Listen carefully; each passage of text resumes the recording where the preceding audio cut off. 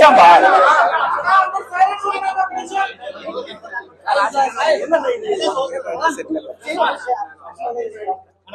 Okay మీరు settle అవుతే start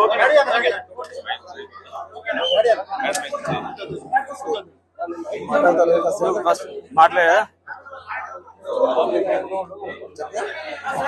చెప్పేసి అందరికీ నమస్కారం అండి. వాళ్ళ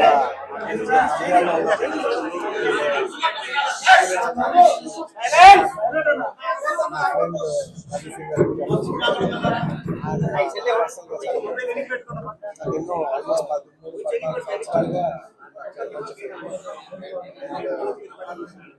ఆయన పాలిటిక్స్ లో రాకముందు గత 5 ఏళ్ళ నుంచి నాకు వారానికి ఆల్మోస్ట్ వారానికి ఒకసారి లేదంటే 10 రోజులకు ఒకసారి 2 సార్లు కలిసేవారు.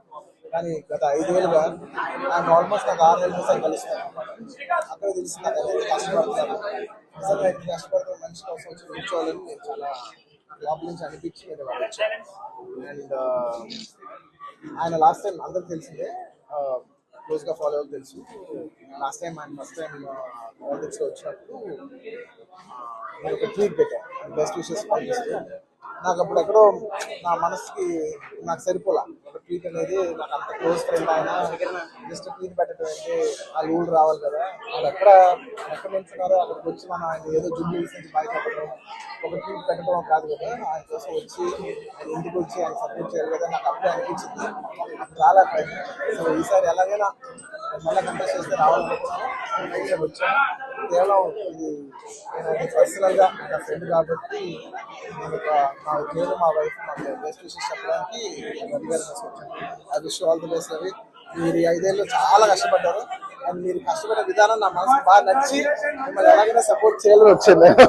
అంటే అంతకుముందు వారానికి ఆల్మోస్ట్ 10 రోజులు ఒకసారి కలిసే వాళ్ళం మనం. అలాంటిది మీరు 6 నెలలకు ఒకసారి కూడా కనపడలేదు. ఎప్పుడైనా ఒక ఊరు ఎప్పుడైనా ఒక సరదాగా వచ్చినా కూడా ఆయన ప్రాణంతో నంద్యాల నన్ను మొత్తం నంద్యాలతో నా రూమ్ లో తీసుకొచ్చావు నువ్వు. ఎప్పుడు అదే మూడు. సో అంత కష్టపడే మనిషికి ఖచ్చితంగా విజయం సాధించాలని నేను మనస్ఫూర్తిగా కోరుకుంటున్నాను. ఆయనకి పొలిటికల్ కెరియర్ లో ఎన్ని మెట్లునో అవన్నీ ఆయన అచీవ్ చేయాలని, ఆయన అచీవ్ చేస్తే నేను చూసి పర్సనల్ భరిస్తాను. I wish you all the best. Thank you so much. Thank you. నేను చెప్పాలి